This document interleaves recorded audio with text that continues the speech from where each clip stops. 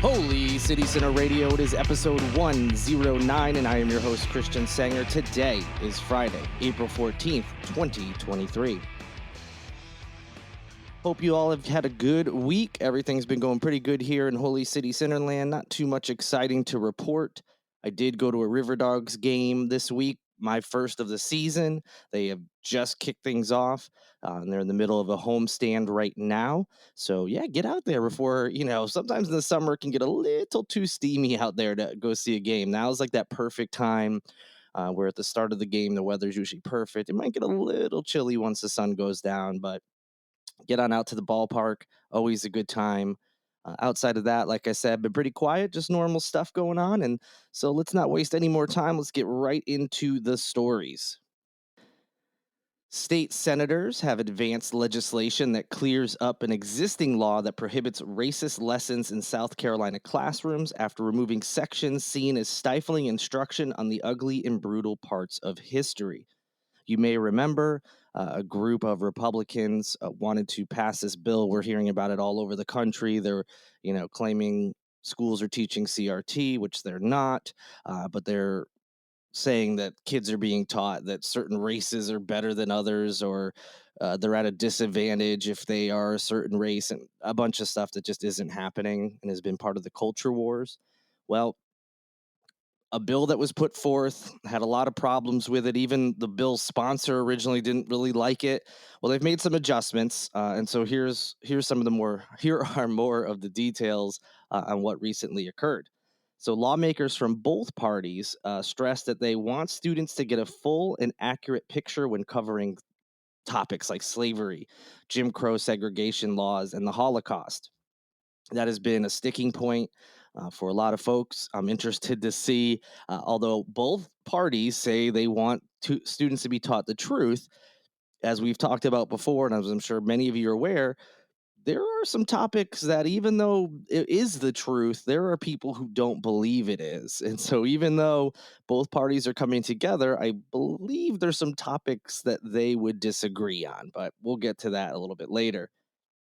The lawmakers from both parties also said they wanted teachers not to feel hindered from presenting those types of topics factually. So they're trying to scale back some of the things in the previous version of this legislation, um, involving punishment and lawsuits and things like that. The Senate Education Committee voted without objection on April 12th to send the amended measures to the Senate floor, where it is expected to receive bipartisan support. The bill requires what is called fact based discussions on history, while creating a multi step uniform process for parents to raise objections if they believe already banned concepts are being taught, which advocates say protects teachers from baseless claims. So I do like that that change is in effect. You know, uh, if some parent gets believes some wacky conspiracy theory or something, we don't have to worry about them suing the school and making this whole to do about a teacher. I mean, they could still make it a whole to do through the media or their own posts or whatnot on social media, but this is hopefully going to protect teachers from situations like that. Banned concepts that were initially asserted into the state budget 2 years ago include things like any race being superior to another, anyone being responsible for past atrocities because of their race, and that traits such as hard work are oppressive and racist. So, again, maybe somewhere in this country, some teacher or teachers were teaching that, but I haven't heard of any of that happening here.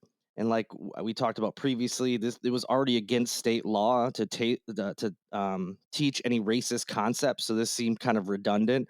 And let's be honest, it still kind of is. And this is totally a culture war thing. But like I said, they scaled back some things. The bill also purposefully does not repeat a line in the current law that bans lessons that make a student feel discomfort, guilt, anguish, or any other form of psychological distress on account of his or her race or sex. That line, which legislators of both parties agree can stifle instruction, will remain in state law unless the legislature strikes it down from the budget. And if the bill doesn't pass, that won't happen. The bill no longer allows any parent to sue any school district in the state for alleged violations, whether they've launched a formal complaint at all or midway through the process. Also struck from the bill was a requirement that teachers have to post on school websites any changes made to curriculum or instructional materials at least 3 days before their use in the classroom. Also, like that change, that would have prevented teachers from discussing in real time or, you know, as quickly as possible after a real time event is happening. So, for instance, when this was going on, the whole Chinese spy balloon thing was a big story in this country, and it would have prevented teachers from mentioning it, talking about it in any capacity unless they posted it uh, on a website, for parents to see. And then after 3 days, they could then teach something. So I'm glad that's out. Now teachers can at least discuss current events, obviously steering clear of things that are obviously not happening anyway and were already against state law, which again was things like teaching racist concepts. The bill, however, still does require the posting of classroom textbooks and other materials for parents to review, but there no longer is a set time window, um, which would have prevented teachers from using, like I mentioned, current events in classroom discussion. So glad that that's gone. The bill still says teachers and students can't be required to engage in what is called sexual diversity training unless it's part of corrective action. But senators did eliminate language barring any instruction on gender roles, gender identity, and sexual orientation, saying that could hamper lessons on important parts of history, such as the suffrage movement and the 19th Amendment that gave women the right to vote. Obviously, the intent behind that was this whole war against LGBTQ topics being discussed in classrooms. Glad that was struck down. When you start putting things like gender roles and gender identity, they all think, oh, this will take care of the LGBTQ topics, but they always neglect to know that gender roles and gender identity refer to like their classic definitions of just man and woman and male female gender roles. So happy to see that knocked out as well. The bill does require books in school libraries to be age and grade appropriate.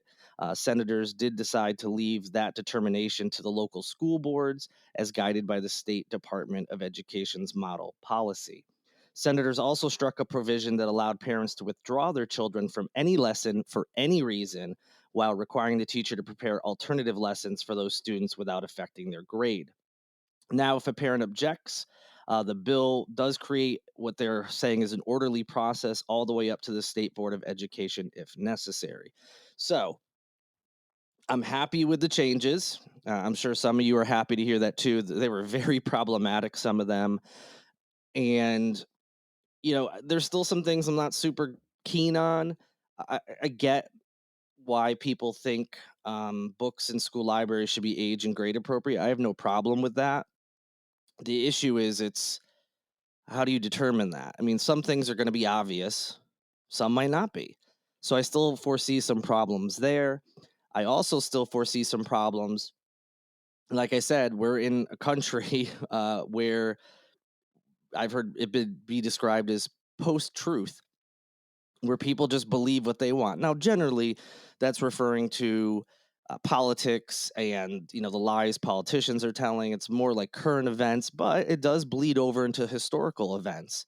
And some events that are more current or recent past, like the 2020 election, for instance, will become part of history for numerous reasons.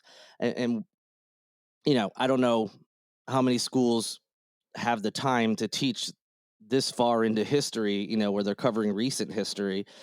But you could run into a thing where someone says that the 2020 election was not stolen, that Donald Trump lied about it, that he encouraged his supporters to storm the Capitol, stuff that is fact. The Trump stuff still is going to be worked out in courts and things like that. And, history will be the judge of, once we collect more data and everything on some of the specifics. But there's some things we know that at this point, there's absolutely no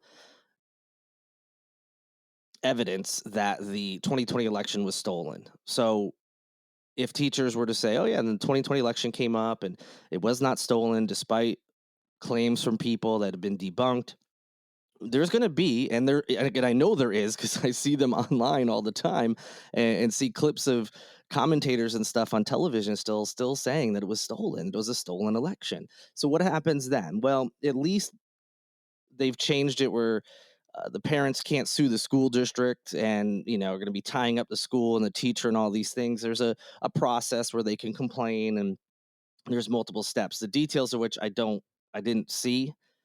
So what specifically that will look like, I don't know, but I'm hoping it's much better than just a, hey, you can sue whenever you want over a topic that you think is not true.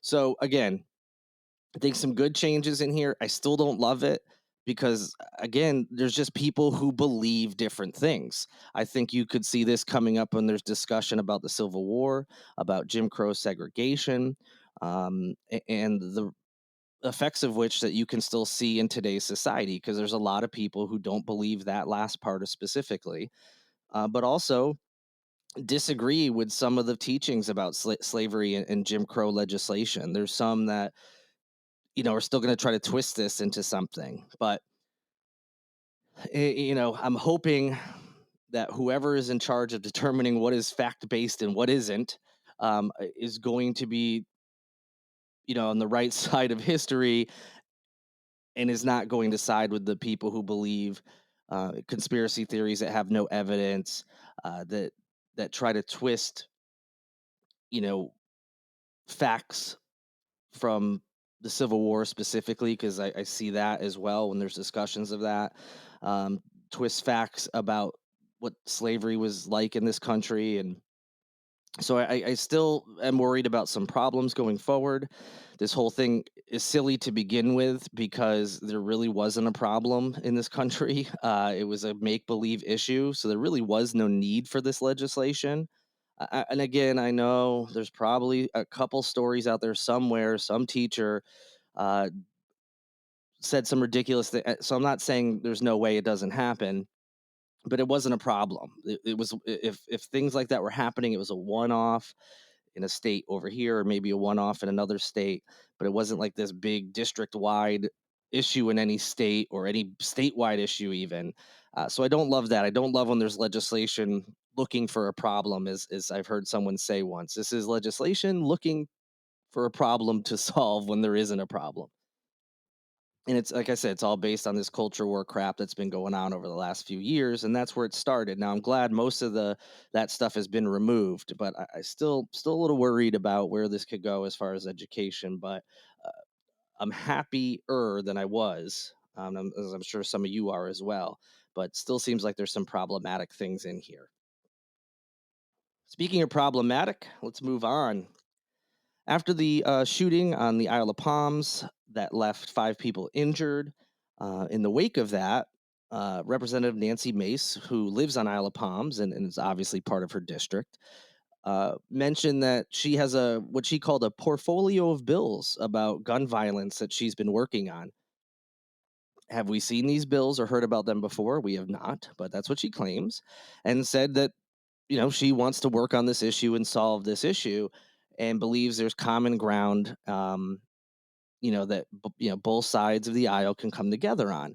She tries to hedge her bets as usual and be like, not everyone on the left wants to take all your guns. Well, that's an understatement. There's very few politicians anyway that I've heard that want to just eliminate the Second Amendment. I actually don't even know any that have said that. So that's a bunch of crap, but that's okay, whatever.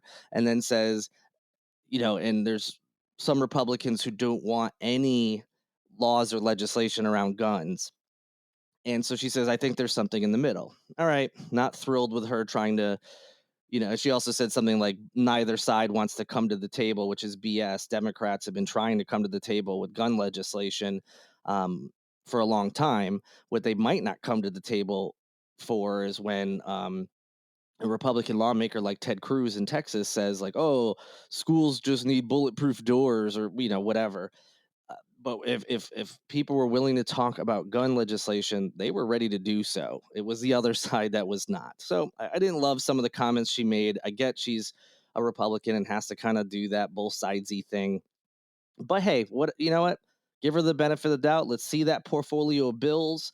Maybe there's some good stuff in there. I'm sure it won't go as far as some of you listening would like, and it might go farther than some on the right would like. And, that would play to Mace always claiming how she's a moderate.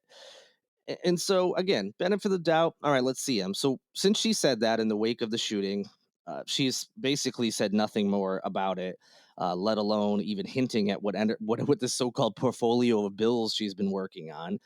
No details on what those would include, anything. No surprise there. But what was sort of surprising, but shouldn't have been, is that she quickly switched gears and is all in back on this culture war crap. She goes from sounding like maybe she is a little moderate on at least this issue, and maybe she will work on these bills and some gun legislation. Well, we should have known better. Shortly after doing that, she retweets an article about Bud Light suffering a quote bloodbath as longtime and loyal customers revolt against the transgender campaign. And then she makes some comments like, "This is called the free market. It's a pretty good barometer if you ask us." Shrug emoji. So, for those who don't know, Bud Light had a partnership with a trans woman who is popular on TikTok. I apologize, I don't know much about the person, but that's basically the gist of it. They have a lot of followers on TikTok.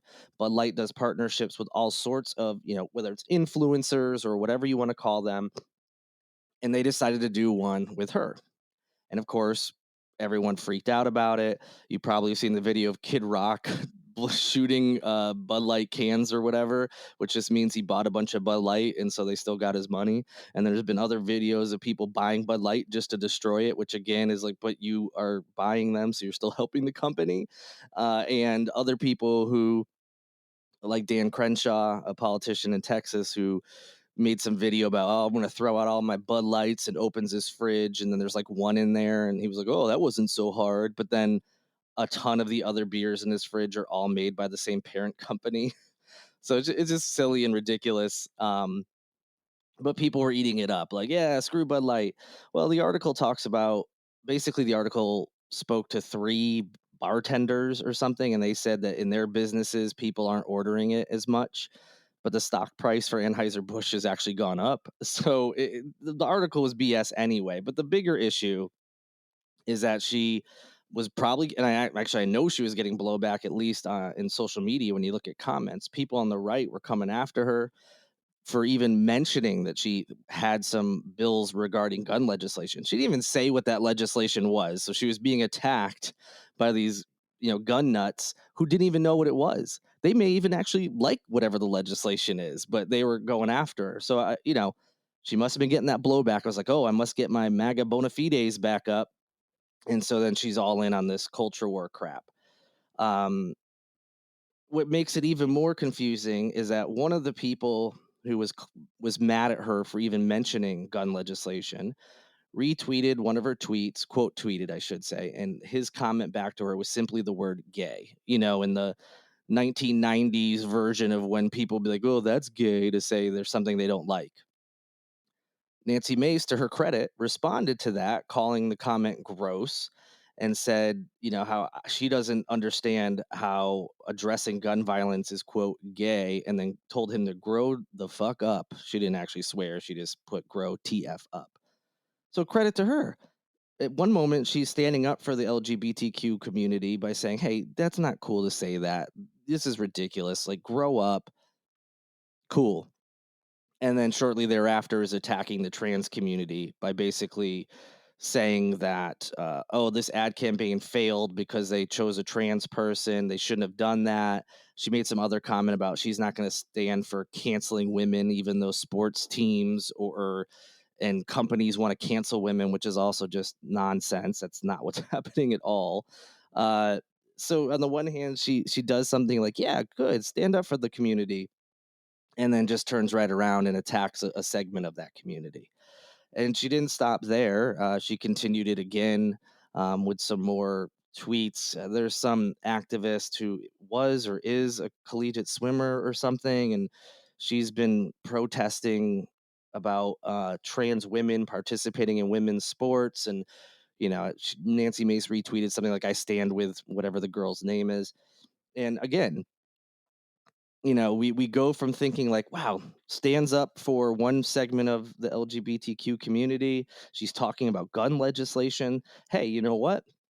Good. I have no problem when a politician does something good saying that it is, even if I don't like them and their history. And I was like, all right, let's see these bills. Maybe we'll actually have some movement on gun legislation. If a Republican is talking about it, maybe we'll actually have some things go forward. And then she turns around and does this. I mean, it's just typical of her. It's playing both sides. This is what she does. And it was shouldn't have been, but it was surprising and disappointing. You know, she we talked about that back in the campaign when she was running against Dr. Annie Andrews, and some of the anti-trans things she mentioned back then, and got people all riled up, claiming that a local hospital was doing um, gender affirming surgery on minors. They weren't, and I thought maybe she turned the corner, and okay, that was not great. I thought it was disqualifying, but maybe she learned her lesson, and in her own words, grew the fuck up.